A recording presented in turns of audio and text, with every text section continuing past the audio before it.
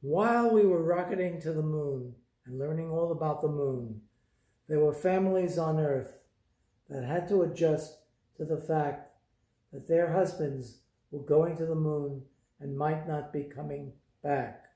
Men on the moon, families on Earth. Each of the Apollo astronauts had a family, and each one of their wives were expected to present a perfect all-American image to the world. Janet Armstrong, Joan Aldrin, and Pat Collins dutifully filled that role, but they explained that they also felt tremendous pressure being constantly in the spotlight while their husbands were off on such a dangerous mission. This page is entitled First Humans on the Moon, and it's subheaded Tranquility Base Here, the Eagle has landed. With these words, Apollo 11 Commander Neil Armstrong announced the first landing of humans on the moon on a spot they named Tranquility Base. The date was July 20th, 1969. As Armstrong climbed down from the landing module called the Eagle, he spoke again. That's one small step for a man, one giant leap for mankind. Apollo 11 pilot Buzz Aldrin then joined him on the moon's surface. For the next 2 hours, the first two humans on the moon set up a seismometer for measuring moonquakes and a device to measure the changing distance from the moon to Earth. Buzz Aldrin later noted, I watched out the window to see Neil go down the ladder.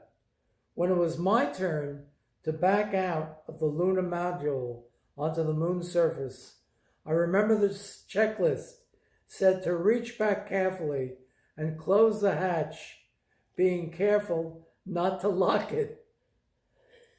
Soon after, he remembered Armstrong laughing and saying, particularly good thought.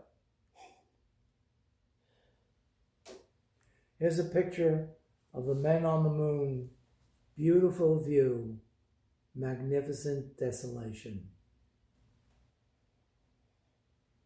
A milestone in human exploration. July 20th, 2019, that's less than a year ago, is the 50th anniversary of this historic achievement and the true beginning of humankind's journey from Earth to the planets and to the stars beyond. In a way, people have explored Earth piece by piece. We will explore space piece by piece, beginning with the moon, our closest neighbor, and the gateway to outer space. An estimated 600 million people from around the world watched the Apollo 11 landing live on television, the most ever according to the Guinness Book of World Records at the time. And this page is about another American hero, John Glenn, and I'd like to read that as well. Although he did not go to the moon, John Glenn was another one of the Mercury 7 astronauts and was thought to be a true American hero. He had been a distinguished fighter pilot in both World War II and the Korean War. Glenn became the first American to fly in a complete orbit on February 20th, 1962, when his Friendship 7 capsule traveled 3 times around Earth in 5 hours, notching speeds of more than 17,000 miles per hour. He became a U.S. Senator in 1974 and served for 24 years. But in 1998, at the age of 77, Senator Glenn became the oldest person ever to to fly into space as a crew member of the Space Shuttle Discovery. Okay, here's the conclusion of the book. And the conclusion of the book is in the future, and you might be part of that future. Only a handful of people have stood on the moon and looked up at planet Earth. During the Apollo program, NASA landed 6 missions and 12 astronauts on the moon. 6 astronauts orbited the moon in the command module and never reached the surface.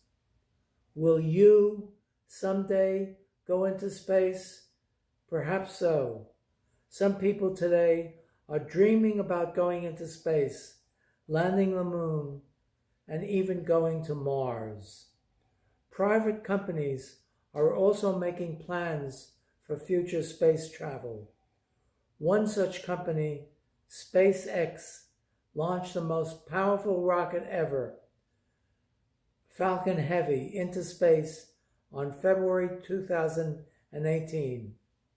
Falcon Heavy was really 3 large Saturn rockets combined. Falcon Heavy blasted off from the same launch pad that Apollo 11 used. One of the rockets went into orbit. The other 2 booster rockets returned at the same time, landing like helicopters, side by side.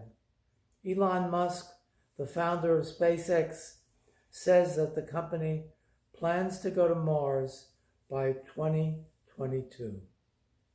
In many ways, the Apollo program and the Apollo landing on the moon on July 1969 was the beginning of the space age. It marked the first time any human had landed on another world beyond our own planet Earth. It was an enormous event, not just in science, but in all of human history.